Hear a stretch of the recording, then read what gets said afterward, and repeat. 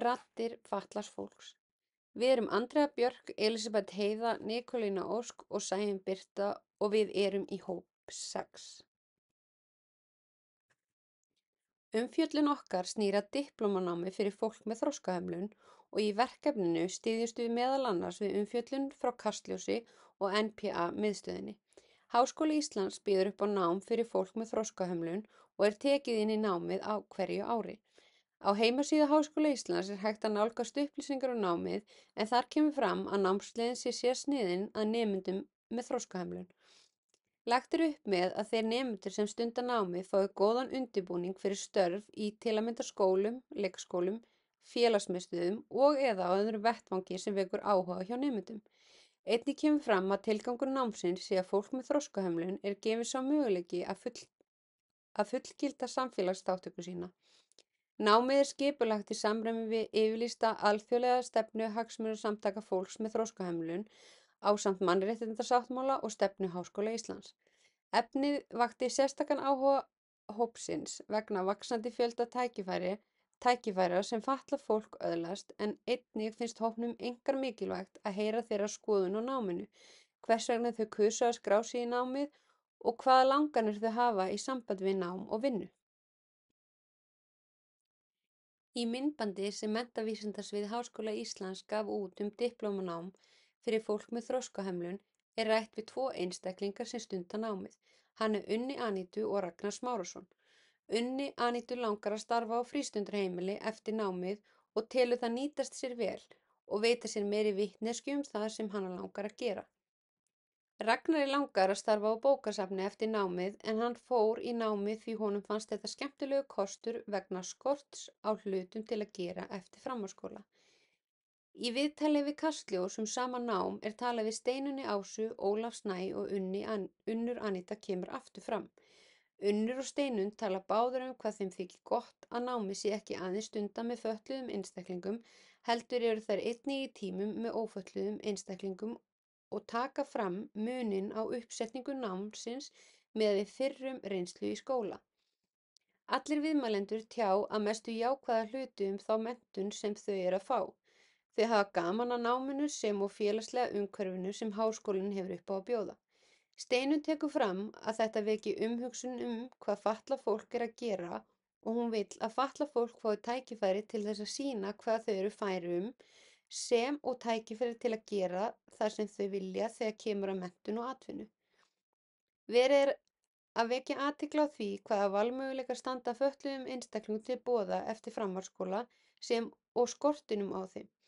Diplómanám við Háskóla Íslands gefur fötluðum einstaklingum tækifæri til að öðlast frekari menntun, starfsreynslu og aukna atvinnumöguleika eftir nám sem er innan þeirra áhugasviðs, en er þó takmarkað að því leyti að það eru fáir einstaklingar sem komast inn á ári hverju. Fötlunarfræði spyr spurninga sem ögra því hvernig hægt er að skilja og skilgreina fötlun og viðbrögð samfélagsins við fötluðu fólki. Fötlunarfræði kemur inn á að erfiðleikar fatlaðra sé ekki aðeins hin líkamlega eða andlega skerðing, heldur eru einnig félagslegar, efnahagslegar og menningarlegar hindranir.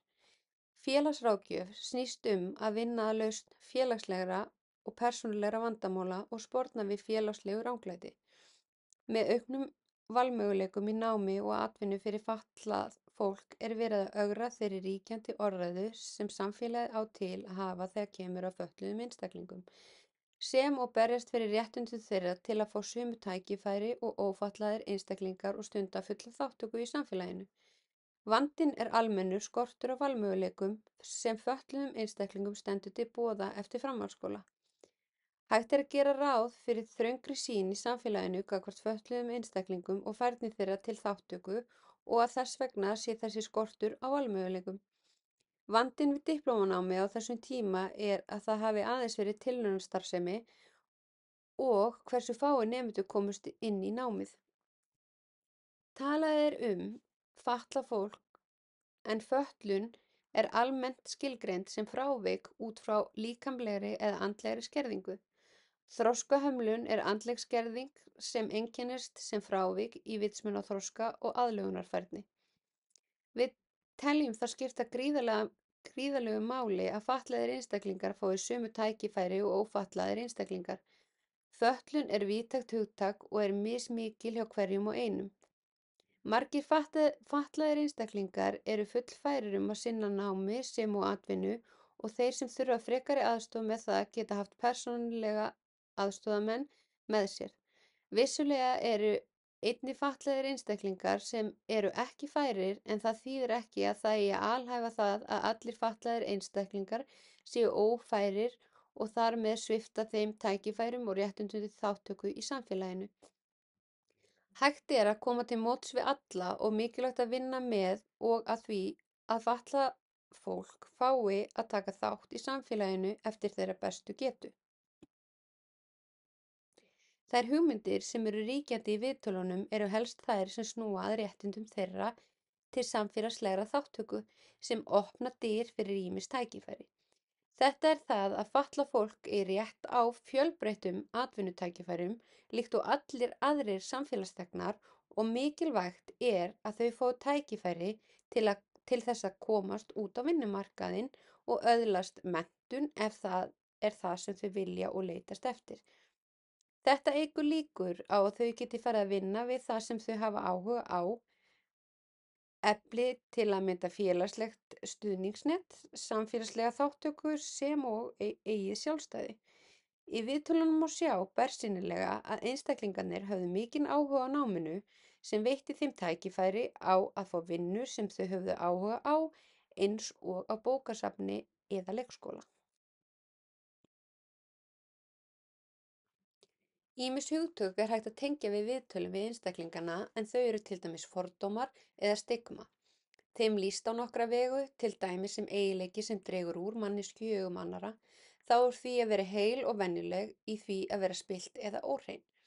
Óæskilegu munur á því sem venjulegt eða ófatlað fólk hafði búist við eða gert ráð fyrir. Staða einstaklings sem er útilokaður frá samþykki samfélagsins og að lokum sérstakt samband á milli eiginleika og staðalímyndar. Svo er það mismunun sem snýst að bera kennsl á mismun og er venjulegur og óumdeildur hlutur á lífinu. Mismunur er það sem gerir mannkyni fjölbreytt og áhugavert en í samhengi við fötlunarfræði og líf fatlaðs fólks verður mismunun vandamál þegar grundvallaratriði er mismunur. Einnig er það þátttaka en útilokun fatlaðs fólks frá samfélagslegum meginstraum var afleiðing sögulegrar þróunar samfélagsins og það er ekki samfélaginu að kenna að það þarfnast breytinga heldur þurfi fatlað fólk að aðlagast núverandi félagslegum viðmiðum og félagslegu umhverfi sem þróað er af og er fyrir fólk sem er ekki fatlað. Það eru staðalímyndir og sagði Soham það vera í tengslu við tilhneigingu okkar til að flokka fólk sem við skilgreinum að hafi svipaða eiginleika og við finnum greinilega fyrir hamingju og öryggi þegar við flokkum fólk í hópa. En oftast gerum við það að mestu leyti til þess að setja ákveðna merkimiða á fólk hvað verðmæti varðar. Að flokka fólk felur í sér staðalmyndir og þær eru lifandi en einfaldar framsetningu sem draga niður einstaklinga í hóp, ýktra og oft neikvæðra eiginleika og felur í sér ákveðið vald. Ýmis líkun hafa verið notuð sem aðferðir nálgunar en þau eru til að mynda læknisfræðilega líkanið. Þessi nálgun túlkar fjölbreytileika með tilliti til meinafræði og tengist hugtökum líkamlega og andlega hæfni.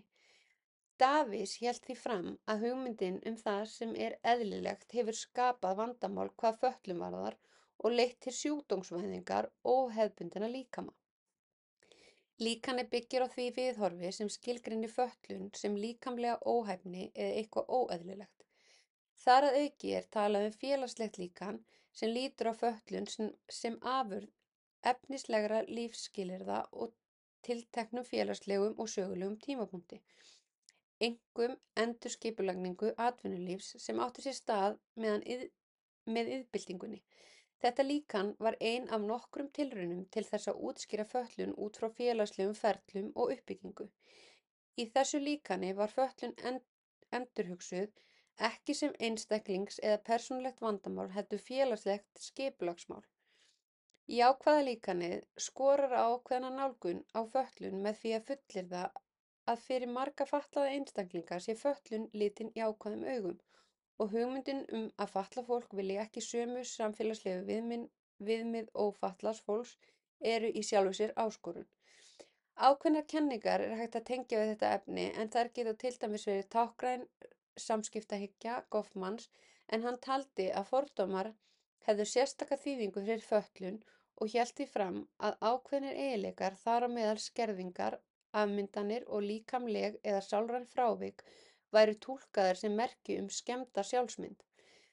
Þess vegna þyrfti fólk með afbrigðilega líkama að finna leiðir til þess að stjórna samskiptum.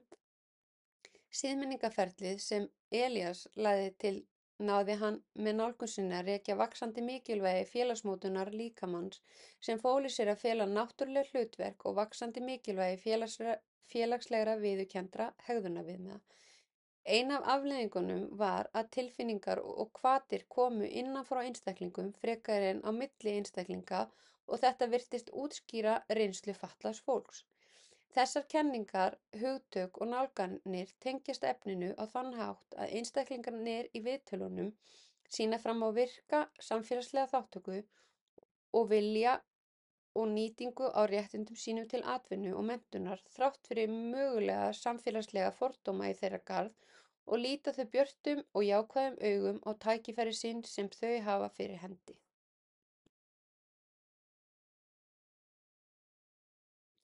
Hægt er að líta svo á að þau siðferðislegu vandamál sem koma fyrir eru helst mismununin sem á sér stað gagnvart fötluðu fólki. Þó þau hafi möguleika á þessu diplómanámi eru möguleikarnir fyrir þau yfir höfuð af skornum skammti og það sama má segja atvinnutækifæri. Þó svo að tækifærum fatlaðs fólks fari fjölgandi og eru mun fleiri í dag en þau voru áður fyrr, þá er alltaf rými fyrir ennþá meiri bætingar. Upplifun hópsins á efninu diplómanám fyrir fólk með þroskahömlun var almennt mjög jákvæð. Myndböndin veittu innsýn í mikilvægt málefni sem snýr að menntun og sjálfstæði einstaklinga með þroskahömlun og hvernig slíkt nám getur eflt þau til þátttöku í samfélaginu á jafnræðisgrundvelli. Hópnum fannst efni bæði áhugavert og hvetjandi þar sem það sýnir fram á hvernig menntun fyrir þennan hóp er skipulögð og framkvæmd með það að markmiði að gefa þeim tækifæri til að þroskast bæði faglega og persónulega. Að horfa á myndböndin gerði hópnum kleift að fá lifandi mynd af diplómanámi fyrir fólk með þroskahömlun. Efni var sett fram á skýran og einfaldan hátt sem auðveldaði að skilja það. Hópnum fannst myndböndin sérstaklega vel heppnuð að því leyti að þau notuðu raunverulega frásagnir frá þátttakendum sem skýrðu betur reynslu og gildi námsins. Þetta hjálpaði við að setja sig í spor einstaklingana og gerði upplifunina persónulega og snerti á djúpum málefnum eins og sjálfstæði og virðingu. Myndböndin voru hnitmiðuð og veittu skýra sýn á markmið og framkvæmd námsins. Það að heyra beint frá þáttakendum í náminu gerði það auðveldara að skilja hvernig þetta nám hefur haft áhrif á líf þeirra. Tilfinningin var sterklega sú að námi væri lífsbreytandi og gæfi fólki með þroskahömlun tækifæri til að taka virkan þátt í samfélaginu með meira sjálfstæði og sjálfsöryggi. Efnið er mjög mikilvægt bæði fyrir fræðslu og meðvitund það hvernig menntun fyrir fólk með þroskahömlun getur breytt lífi þess. Gildi þess felst í því að það veki athygli á þörfinni fyrir jafnrétti í menntun og mikilvægi þess að allir fái aðgang að námi óháð fötlun. Efni sýnir fram á hvernig diplómanám fyrir fólk með þroskahömlun getur verið lykilatriði í því að tryggja að þeir einstaklingar geti orðið virkir þátttakendur í samfélaginu, bæði félagslega og faglega. Efnið hefur mikið vægi fyrir félagsráðgjöf. Það undirstrikar mikilvægi þess að veita fólki með þroskahömlun þann stuðning og tækifæri sem það þarf til að lifa innihaldsríku lífi. Félagsráðgjafar geta nýtt sér þessa vitneskju til að vinna að stefnumótun og stuðningi sem hjálpar fólki með þroskahömlun að komast inn á vinnumarkaðinn og taka þátt í samfélaginu á sínum eigin forsendum. Myndböndin leggja einnig áherslu á mikilvægi valdeflingar sem er grundvallaratriði í félagsráðgjöf. Myndböndin vöktu ýmsar tilfinningar hjá hópnum en fyrst og fremst var það samkennd með einstaklingum með þroskahömlun og virðing fyrir því hvernig þeir sigrast á hindrunum og ná markmiðum sínum. Einnig von og bjartsýni fyrir framtíð þessara einstaklinga þar sem nám eins og þetta getur veitt þeim ný tækifæri og að lokum hvatning til að halda áfram að berjast fyrir því að einstaklingar fái jafnréttismöguleika í samfélaginu, sérstaklega hvað varðar menntun og atvinnu. En að lokum langar okkur að minnast á það að meðan við vorum að vinna verkefnið höfðum við samband við Ágústu Rós Björnsdóttur sem er verkefnastjóri yfir diplómanáminu fyrir fólk með þroskahömlun og hún sagði okkur að námið væri ekki lengur tilraunaverkefni þó það hafi verið það í nokkur ár. Hún sagði okkur margt jákvætt um námið og það væri að reynast mörgum vel og vert er að taka fram að nú þegar hafa 136 nemendur útskrifast úr náminu. Og að lokum viljum við þakka fyrir okkur.